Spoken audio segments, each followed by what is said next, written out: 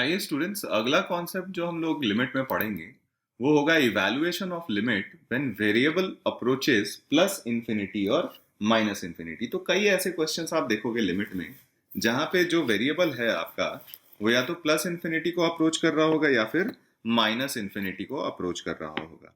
ठीक है, तो ऐसा कोई भी क्वेश्चन है आपका, तो यूजुअली इन क्वेश्चंस को करने का एक स्टैंडर्ड प्रोसीजर होता है। तो एसओपी कहने का मतलब स्टैंडर्ड ऑपरेटिंग प्रोसीजर। तो स्टैंडर्ड ऑपरेटिंग प्रोसीजर में हम लोग क्या करेंगे, कुछ स्टेप्स फॉलो कर लेते हैं। तो पहला स्टेप है हमारा हमेशा ऐसे क्वेश्चंस को सॉल्व करने का कि अगर आपका एक्सप्रेशन रैशनल फॉर्म में नहीं दिया हुआ है तो आप उसको पहले रैशनल फॉर्म में एक्सप्रेस करोगे। तो मैं लिख देता हूं ये स्टेप। ठीक है, express,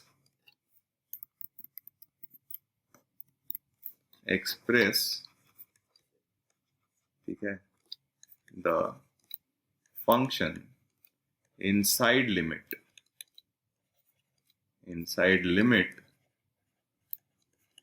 as a rational function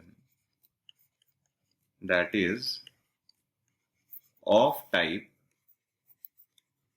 fx upon gx। ठीक है, fx upon gx के फॉर्म में एक्सप्रेस करेंगे if not expressed already, if not expressed already। अगर आपका ऑलरेडी ये इस फॉर्म में एक्सप्रेस नहीं है तो हम इसको पहले इस फॉर्म में एक्सप्रेस कर लेंगे। इसके बाद कॉन्सेप्ट ये है कि fx और gx में यानी न्यूमरेटर और डिनोमिनेटर में x का जो हाईएस्ट पावर होगा उससे हम क्या करेंगे, पूरे एक्सप्रेशन को डिवाइड कर देंगे। ठीक है, तो divide the numerator and denominator by highest by x to the power k, ऐसे लिख लेते हैं, where by x to the power k, where k is the highest power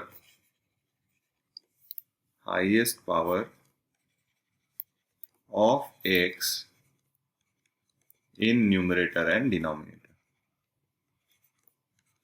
numerator और डिनोमिनेटर में जो हाईएस्ट पावर ऑफ x होगा, तो मान लेते हैं कि ये हाईएस्ट पावर k है, तो उससे हम क्या करेंगे, न्यूमरेटर और डिनोमिनेटर दोनों को डिवाइड कर देंगे। ठीक है, नाउ अब इतना करने के बाद use the result that limit x approaching to infinity 1 upon x to the power n, जहां n हमारा क्या है, एक n कोई भी एक पॉजिटिव इंटीजर है, तो 0 से इंफिनिटी के बीच में होना चाहिए। ठीक है, इसकी वैल्यू हो जाती है हमारी 0। तो इस कॉन्सेप्ट का यूज करते हुए हम क्या करेंगे, ऐसे लिमिट्स को इवैल्यूएट करेंगे। तो आइए एग्जाम्पल से समझते हैं कि एक्चुअली में हम क्या कहना चाहते थे।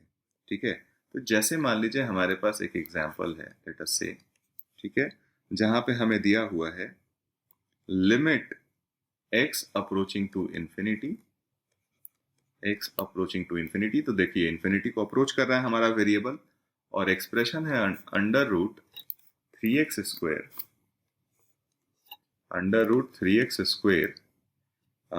Plus -1 and plus root over 2x square -1 divided by, ठीक है, डिनोमिनेटर में आपका दिया हुआ 4x प्लस 3।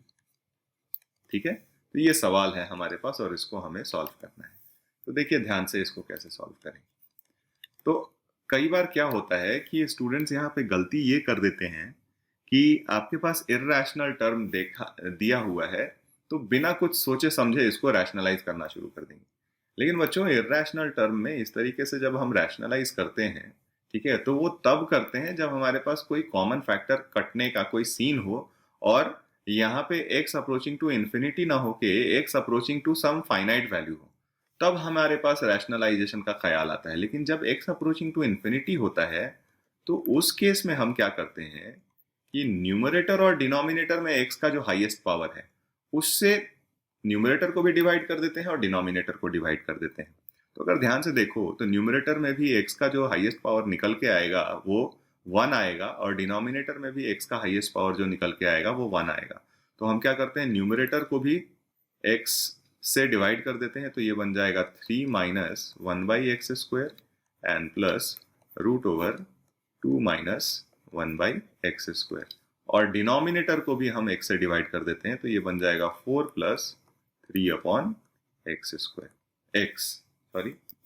अब हम लास्ट पॉइंट को ध्यान में रखते हुए जहां भी 1/x के टर्म्स दिख रहे हैं उसको हम क्या रख देंगे, 0, क्योंकि हमारे लिमिट की value x approaching to infinity पे 1/x टाइप का जो भी टर्म होता है उसकी क्या हो जाती है, 0 हो जाती है। तो ये √2 माइनस 0 और इधर आपका बन जाएगा 4। तो फाइनल हम लोग आंसर लिख सकते हैं √3 प्लस √2/4। ठीक है, तो this will be our answer to this question. तो आई होप इसको समझ में आ रहा होगा कि हम क्या प्रोसेस कर रहे हैं। तो आइए यहाँ पे एक और एग्जाम्पल लेते हैं। एग्जाम्पल है हमारे पास limit x approaching to infinity, ठीक है, और एक्सप्रेशन आपको दिया हुआ है √x² प्लस x प्लस 1, ठीक है, और यहाँ पे आपको दूसरा टर्म जो दिया हुआ है वो दिया हुआ है आपका -(x² प्लस 1), ठीक है। तो अभी आप देखिए वेरिएबल तो हमारा इन्फिनिटी को अप्रोच कर रहा है, लेकिन एक्सप्रेशन जो है वो आपका इन्फिनिटी f(x/gx) का फॉर्म नहीं है। ये इंडिटर्मिनेट फॉर्म देखें तो हमारा कौन सा इंडिटर्मिनेट फॉर्म है, इन्फिनिटी माइनस इन्फिनिटी का। तो चलिए हम क्या करते हैं, यहाँ पे पहले तो हम इसको रैशनल फंक्शन में कन्वर्ट करने की कोशिश करेंगे। तो रैशनल में कन्वर्ट करने का सबसे अच्छा तरीका हमें पता है, अगर इरैशनल टर्म दिए हुए हैं तो इसको रैशनलाइज कर लेते हैं।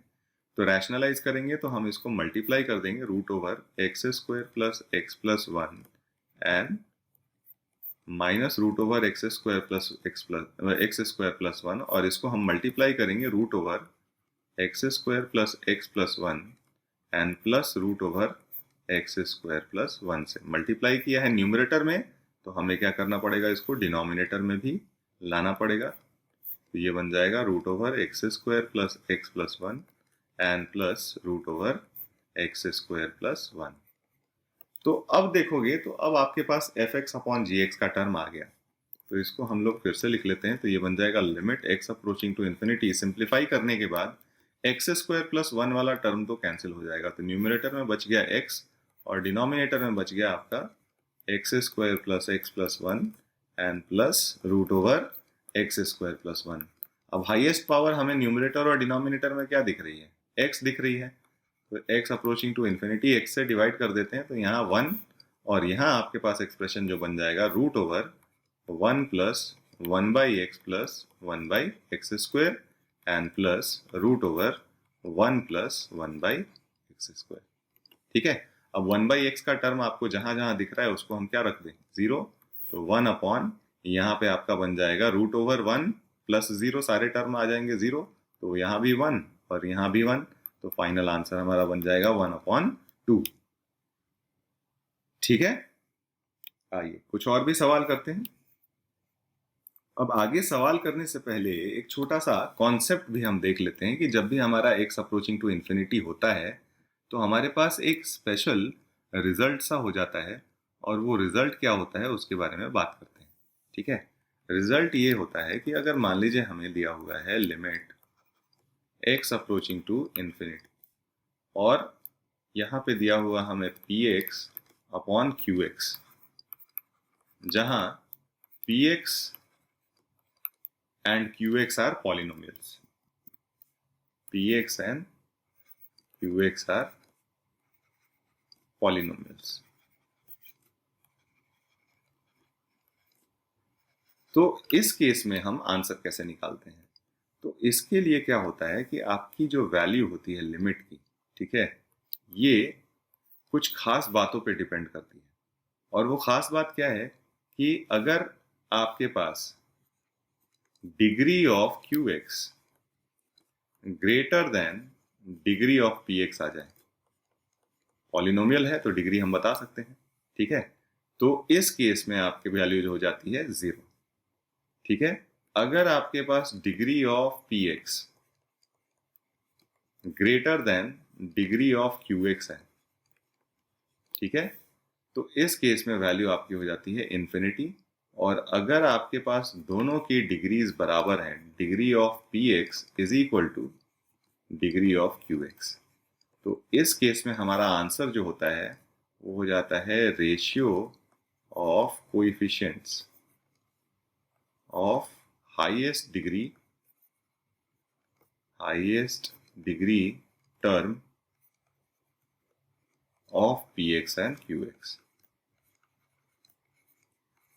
तो देखिए हमने तो ये डिफाइन किया है पॉलिनोमियल्स के लिए, लेकिन ये कोई भी अलजेब्रिक फंक्शन के लिए ट्रू है जहां पे हम अलजेब्रिक फंक्शन की डिग्रीज डिटरमिन कर सकें, ठीक है। तो चलिए एग्जाम्पल से समझते हैं हम कि हम एग्जैक्टली क्या कहना चाहते हैं यहाँ पे।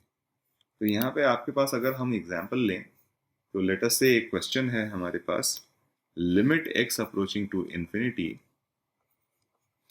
ठीक है।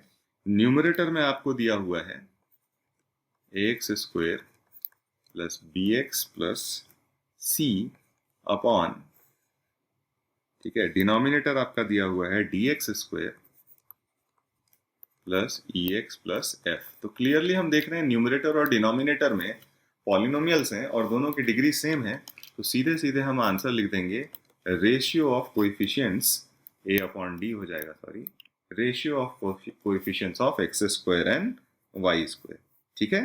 तो इस तरीके से हो जाएगा ये हमारा।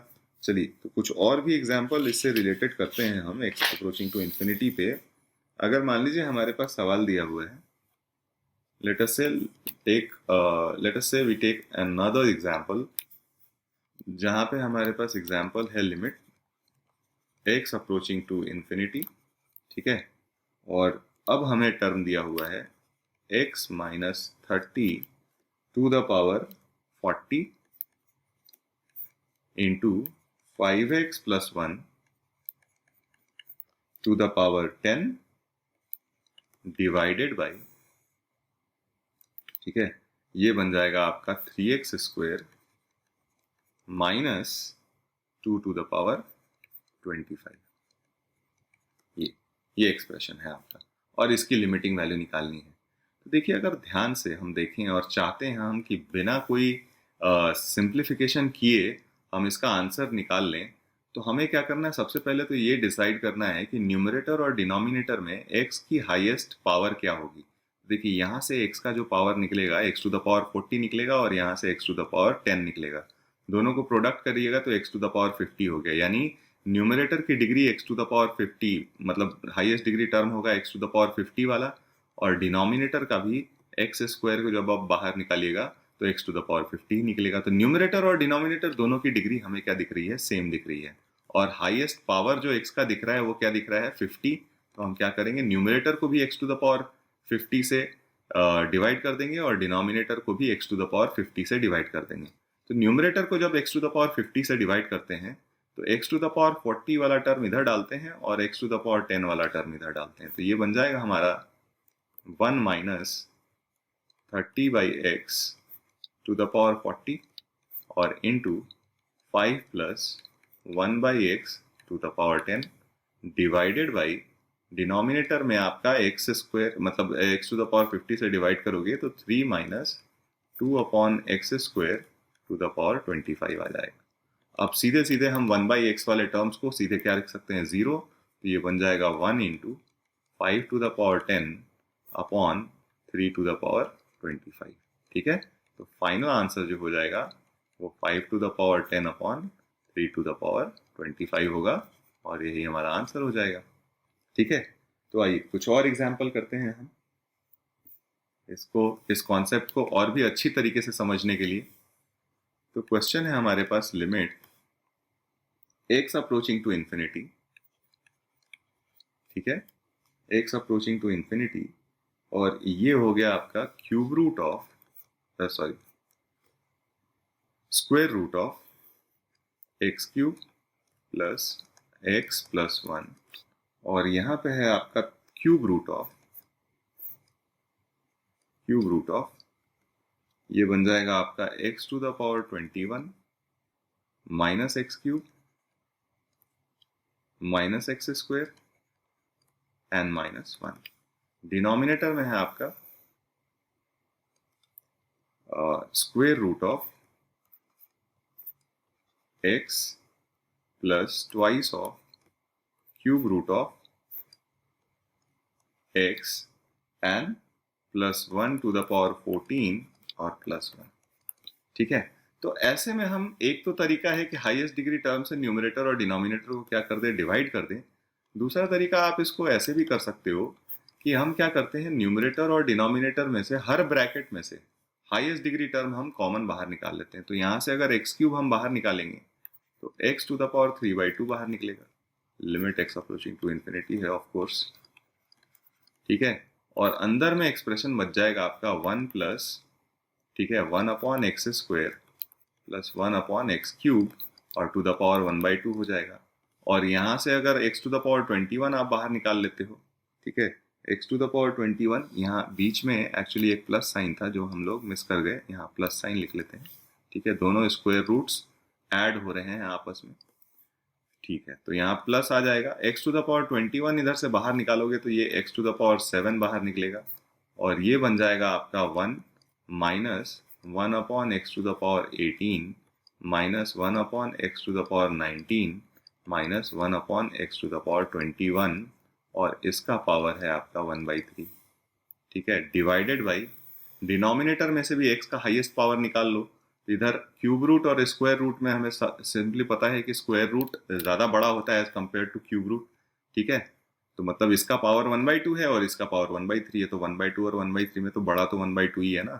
तो रूट एक्स जब बाहर निकालोगे तो ये x टू द पावर 7 बाहर निकल जाएगा और ये 1 प्लस ट्वाइस ऑफ ये तो x टू द पावर 1/3 और डिनोमिनेटर में x टू द पावर 1/2 आने वाला है, तो x टू द पावर -1/6, तो यानी 2 upon x to the power 1/6 आ जाएगा। ठीक है, and plus x to the power 1 upon x to the power 1/2 to the power 14 plus 1। ठीक है, तो अब हम देख रहे हैं कि x टू द पावर 7 हमें हाईएस्ट पावर दिख रहा है, तो x टू द पावर 7 से अगर हम डिवाइड कर देते हैं तो ये एक्सप्रेशन बन जाएगा। ठीक है, limit x approaching to infinity, x to the power 3/2 को x टू द पावर 7 से डिवाइड करेंगे तो ये बन जाएगा आपके पास, ये एक्सप्रेशंस पहले हम लिख लेते हैं 1 प्लस 1/x²। इनफैक्ट हमारे पास जहाँ चलो ठीक है, अभी पहले एक्सप्रेशन को सिंप्लीफाई कर लेते हैं। 1 प्लस 1/x² प्लस 1/x³ और प्लस ये बन जाएगा 1 minus 1/x to the power 18 minus 1/x to the power 19 and minus 1/x to the power 21। Denominator में आपका जो बन जाएगा ये बन जाएगा 1 plus 2 upon x to the power 1/6 और plus 1 upon x to the power 1/2 है ना, और plus 1 upon x to the power 7। अब जहां जहां 1/x का टर्म दिख रहा है उसके बदले में हम 0 डालते जाते हैं, तो न्यूमरेटर में हमारे पास पहले ब्रैकेट में सिर्फ 1 बचेगा, दूसरे ब्रैकेट में भी सिर्फ 1 बचेगा और डिनोमिनेटर में भी आपके पास यहाँ पावर 7 था। ठीक है, तो सॉरी पावर 7 नहीं, पावर 14 था और ये ओवरऑल पावर हमने एक्चुअली लिखा नहीं है, ओवरऑल पावर 1/2 और 1/3 भी था यहाँ पे। ठीक है, तो इस केस में आपके पास डिनोमिनेटर की भी वैल्यू क्या हो जाएगी, 1, तो फाइनल आंसर हमारा जो हो जाएगा वो 1 हो जाएगा। ठीक है, और अगर मान लीजिए हमें बिना सिंप्लीफाई किए इसको डायरेक्ट आंसर में लिखना होता तो हमने अभी अभी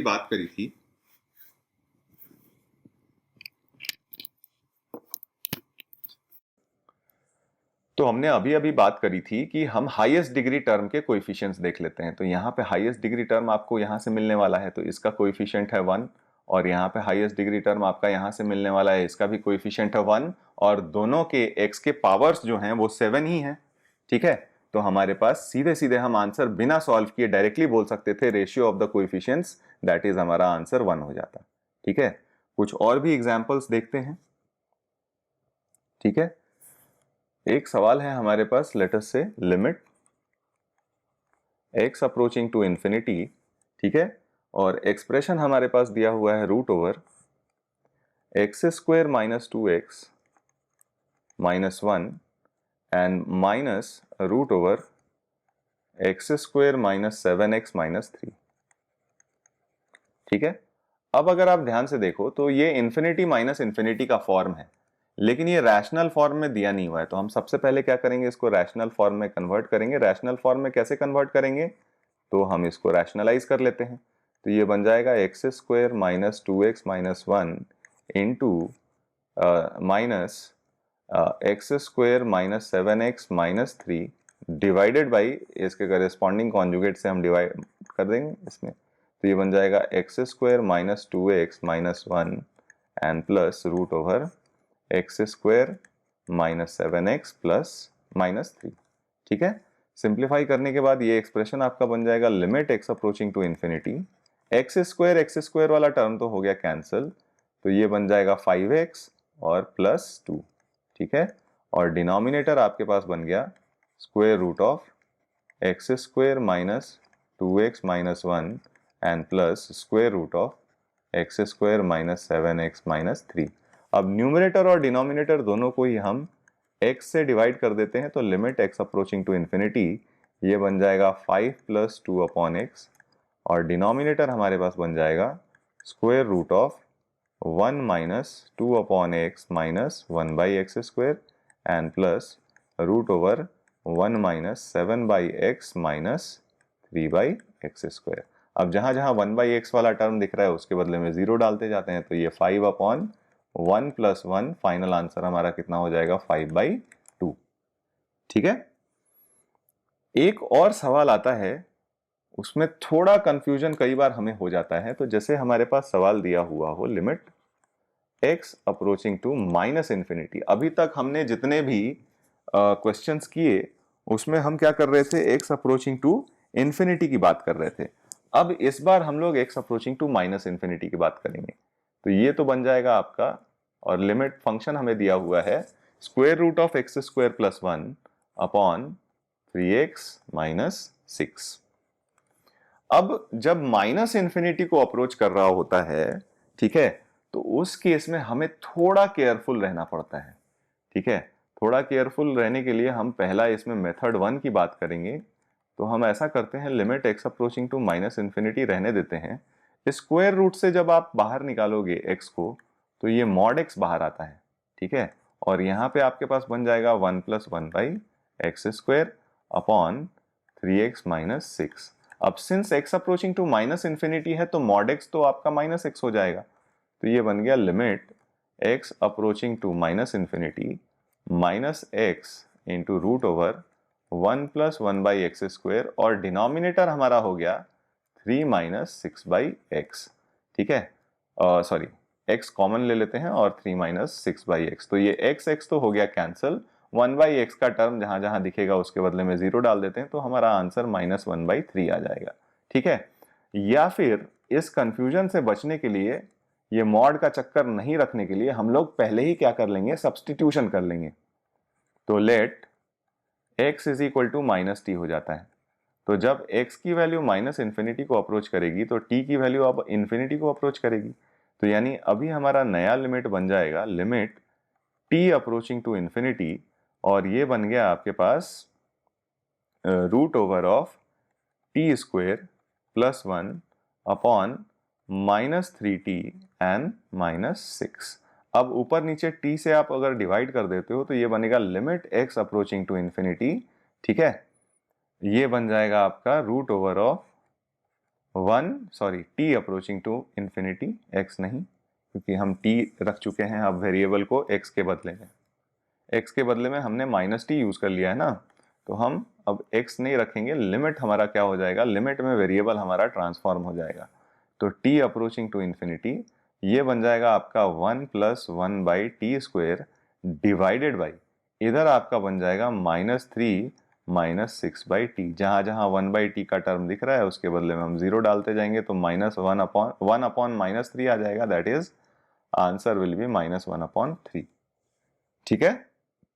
तो इस तरीके से हम ध्यान रखेंगे कि जब भी माइनस इन्फिनिटी का चक्कर अगर आए तो इट इज ऑलवेज बेटर कि आप क्या कर लो, वेरिएबल अपना चेंज कर लो, ठीक है, सब्स्टिट्यूशन यूज करके वेरिएबल चेंज कर लो और उसको प्लस इन्फिनिटी में ही ले जाके कर लेते हैं, ठीक है। तो इसके बाद जो आंसर आएगा वो हमारा कभी भी उसमें कोई कंफ्यूजन नहीं होगा, उसमें गलती के चांसेस बिल्कुल कम हो जाएंगे, ठीक है। एक और टाइप का सवाल यहां पे आता है और वो कुछ इस तरीके से आता है, जैसे फॉर एग्जांपल